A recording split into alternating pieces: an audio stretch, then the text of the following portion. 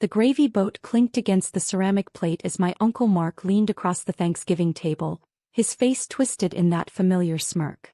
"Hey everyone," he announced loudly, interrupting the quiet dinner chatter. "Our delivery boy finally made it." I smiled politely, hanging my worn leather jacket on the back of my chair. 15 years of this and he still thought he was clever. The rest of the family shifted uncomfortably, some looking down at their plates, others forcing awkward laughs. "Actually, it's logistics management now," I said quietly, taking my seat at the far end of the table, where I was always placed, the service entrance as my cousins used to joke. "My name is Daniel Foster. I'm 35 years old and for the past decade and a half, my family has thought I was nothing more than a delivery driver who couldn't find a real career. What they didn't know was that I owned Quantum Logistics, one of the largest supply chain management companies in North America, with operations in 43 countries and an annual revenue that would make my uncle's salary look like pocket change. But they weren't ready for that truth. Not yet." "Logistics management?" Mark snorted, cutting into his turkey. "Is that what they call driving a truck these days? How many packages did you deliver today, Danny boy?" I took a sip of water, remembering the morning's board meeting where we'd finalized the acquisition of our biggest competitor for $2.3 billion. "Just one, Uncle Mark. But it was an important one." My Aunt Patricia patted my hand with fake sympathy. "You know, I could talk to someone at Mark's company. They're always hiring for entry-level positions." "You're not getting any younger, dear." Mark worked as a regional manager at Global Tech Industries, one of the largest technology manufacturers in the country. He never let anyone forget it, especially me. What he didn't know was that Global Tech had been desperately trying to secure a meeting with Quantum Sumi for the past 3 months. Their supply chain was bleeding money and they needed us to fix it. "I appreciate the offer," I said, helping myself to mashed potatoes. "But I'm happy where I am." The only person who'd ever known the truth was my grandmother Rose. She'd believed in me when I started Quantum from my garage at 20, using the inheritance she'd left me against everyone's advice. "Build something that matters," she'd said before she passed. "And let your success speak louder than their doubts." I'd followed her advice to the letter. The doorbell rang, interrupting what was surely about to be another lecture about my life choices. My cousin Emma jumped up to answer it, probably grateful for the escape. "Is this the Foster residence?" a deep voice asked from the foyer. "I'm looking for Mr. Foster." "It's urgent." Mark stood up, straightening his jacket. "I'm Mr. Foster," he said importantly. "No," the voice replied. "I'm looking for Daniel Foster." The room went quiet as James Chin, CEO of Global Tech Industries, Mark's boss's boss, stepped into our dining room. I stood slowly, wiping my mouth with a napkin. "Good evening, Mr. Chin." He looked relieved. "Mr. Foster, thank God. I've been trying to reach you. The Singapore merger is happening faster than expected. We need Quantum's infrastructure immediately." Mark's fork clattered against his plate. "Sir," he squeaked. "You know Daniel?" Chin looked confused. "Of course I know Daniel Foster. Everyone in the industry knows the founder of Quantum Logistics." He turned back to me. "Please, sir, can we discuss the contract? Our board is waiting." The turkey wasn't the only thing that got roasted that Thanksgiving. Monday morning arrived with the weight of 15 years of silence. I stood in my corner office on the 50th floor of Quantum Tower, adjusting my Brioni suit, a far cry from the delivery uniform my family thought I wore daily. The morning headlines flashed across my screens. Quantum Logistics to acquire Global Tech's supply chain in $4.8 billion deal. Tech giant bows to delivery king. Industry's biggest merger. Daniel Foster, the silent billionaire revolutionizing global logistics. My phone had been exploding since the press release. "Mom, Daniel, please call me." "The news." "I don't understand." "Mark, Danny, about today's meeting. We're family. Let's talk first." Various cousins. "Hey cuz.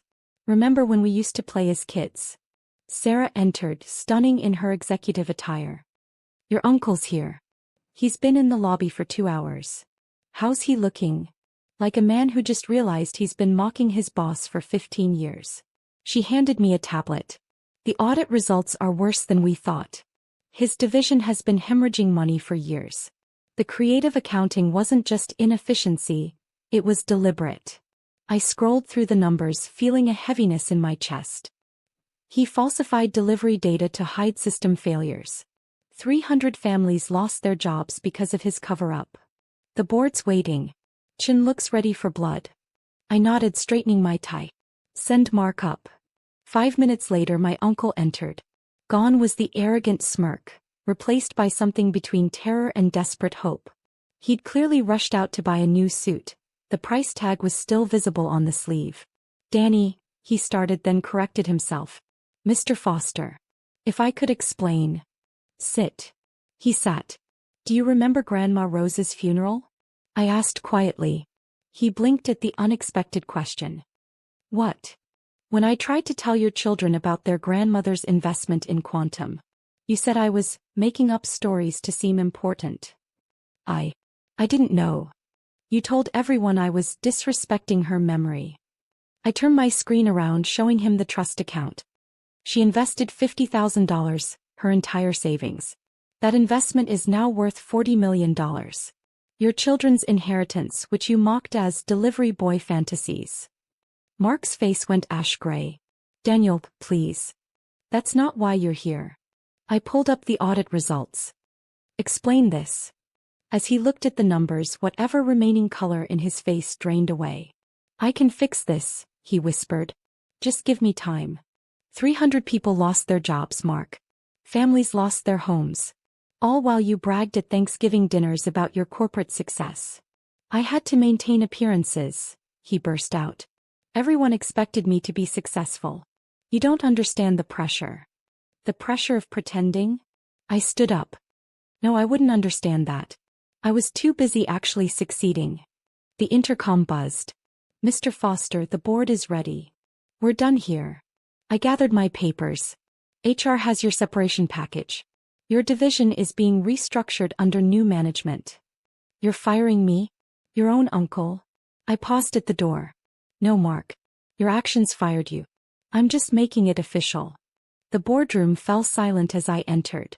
20 of the most powerful executives in the industry, all eyes on me. Chin nodded from his seat. Before we begin, I said, taking my place at the head of the table, I want to discuss the human cost of corporate deception. I stood before the board, my uncle's audit results displayed on the massive screen behind me. The room was silent except for the soft hum of air conditioning and the occasional sharp intake of breath as executives processed the numbers. 300 families, I continued, my voice carrying across the polished mahogany table. 300 families lost their income because one manager chose to hide system failures instead of addressing them. Chen's face was thunderous. This is beyond inefficiency. This is criminal negligence. The Western Division's actual performance, I clicked to the next slide, has been masked by creative accounting for years. The $300 million loss from the tech contract last year? It wasn't market conditions. It was systemic failure, deliberately hidden. The CFO of Global Tech raised her hand. Mr. Foster, these numbers, if they're accurate. They're accurate. Sarah stepped forward, distributing detailed reports. We've tracked every falsified entry, every manipulated metric. The pattern goes back 7 years. Another executive spoke up. This is the division managed by your uncle, correct? Yes, I replied simply. Which is why I recused myself from the initial investigation. The findings were independently verified by 3 separate audit firms. The room erupted in murmurs. Family connections were one thing, but this level of corporate misconduct was another. There's more, Sarah announced, clicking to the next slide. The cover-up affected more than just Global Tech. Because of the division's central position in the supply chain, the ripple effects impacted dozens of smaller companies. We've identified at least 7 local businesses that went bankrupt due to the deliberately mismanaged distribution. I thought about those small business owners. People like I used to be, building something from nothing, only to have it destroyed because my uncle was too proud to admit his failures. What's your recommendation, Mr. Foster? Chin asked, though his tone suggested he already knew. Complete restructuring of the Western Division. Criminal investigation into the falsified records. And I paused. A compensation fund for affected families. That could cost millions, someone protested. I'll personally fund it, I stated. Consider it a family obligation. The meeting continued for hours.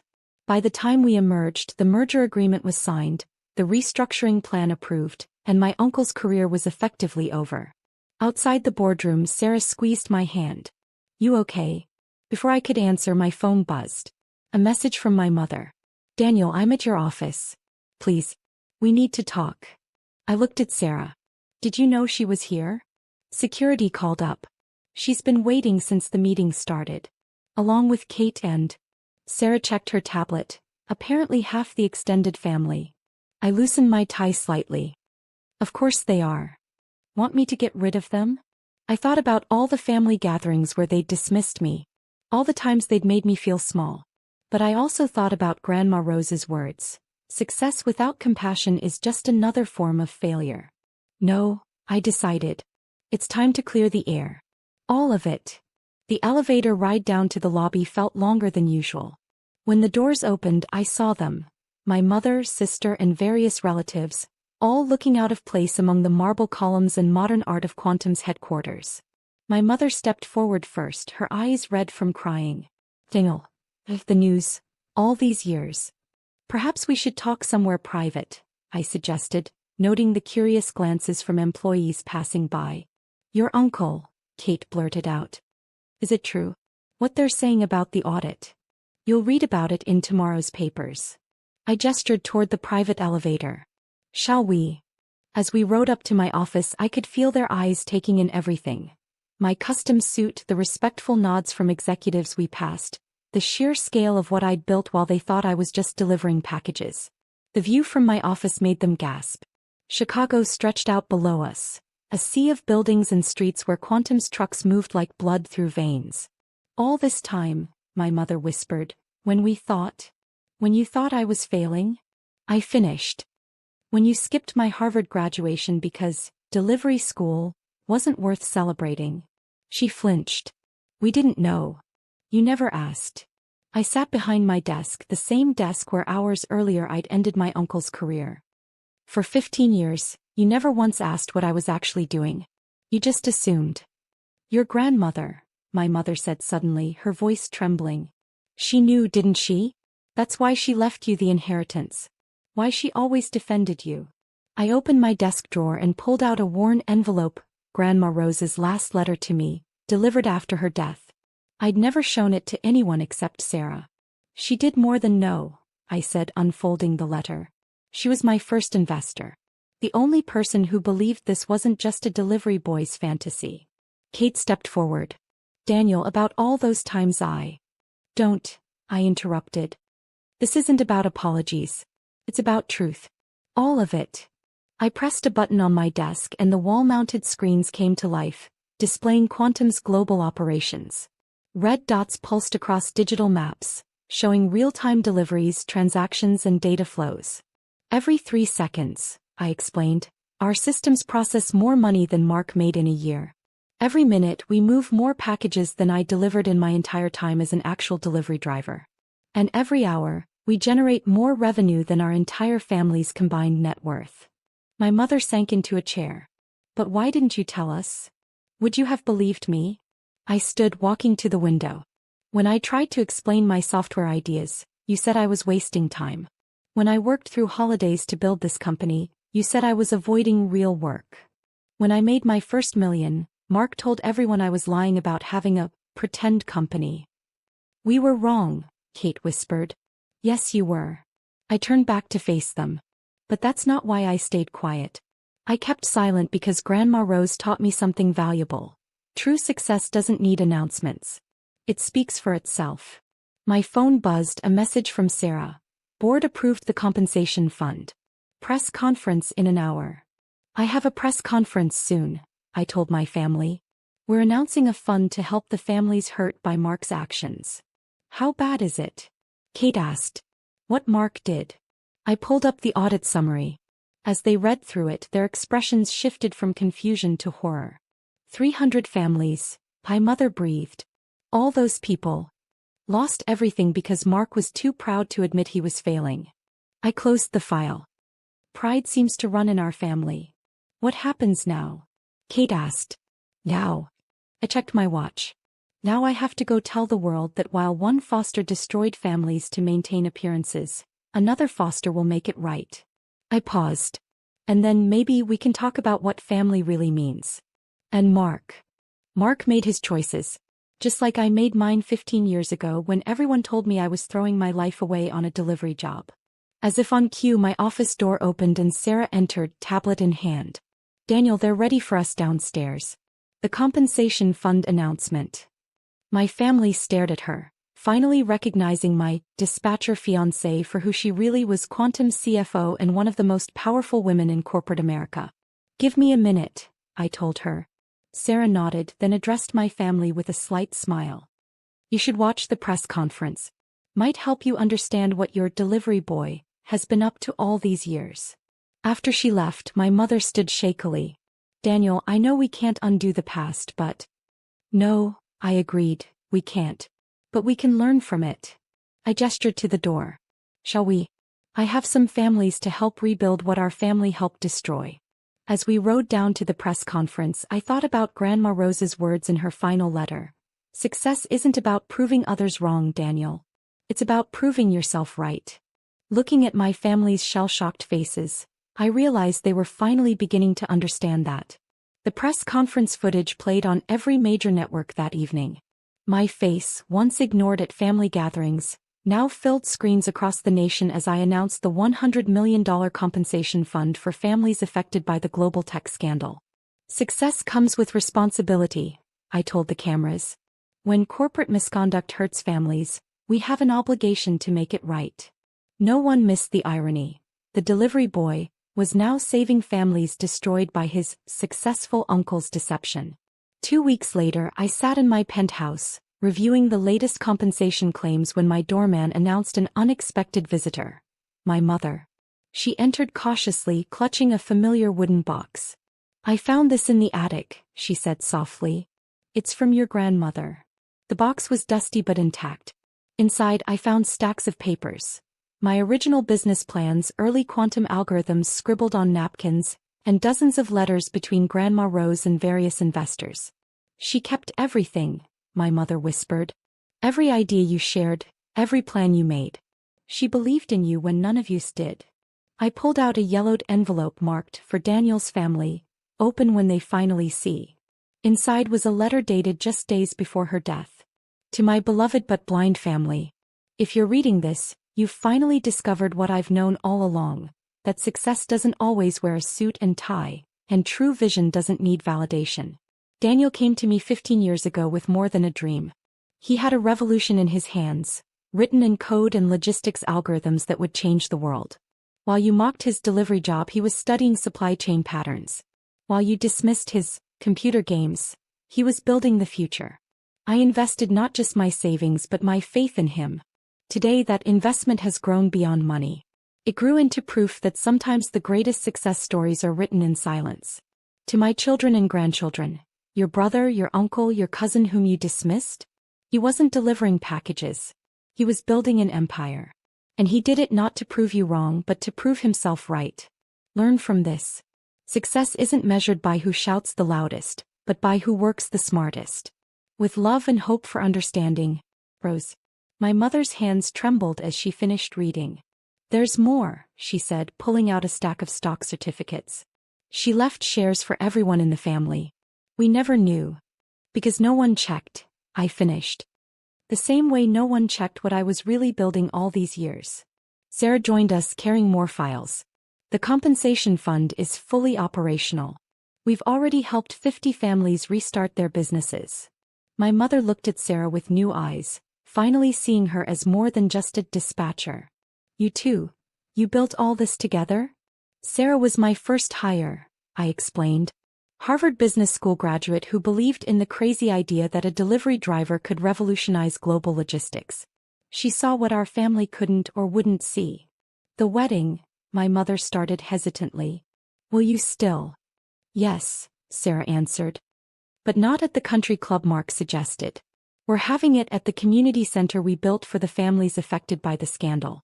Success isn't just about making money, it's about making a difference. Just then my phone buzzed. A message from one of the families we'd helped. Their small business was reopening tomorrow, stronger than before. That's what real success looks like, I told my mother, showing her the message. Not the fancy cars or office towers. It's about building something that matters. As if to punctuate my point, a quantum truck passed by the window below, carrying not just packages but possibilities. Just like I used to do before I built an empire that proved success doesn't need announcements. It just needs belief. Your grandmother, my mother said quietly, she would be so proud. No, I corrected gently. She was already proud. She just waited for everyone else to catch up. And in that moment, surrounded by the proof of 15 years of silent success, I realized Grandma Rose had been right all along. True achievement doesn't need validation from others. It simply needs the courage to believe in yourself when no one else will.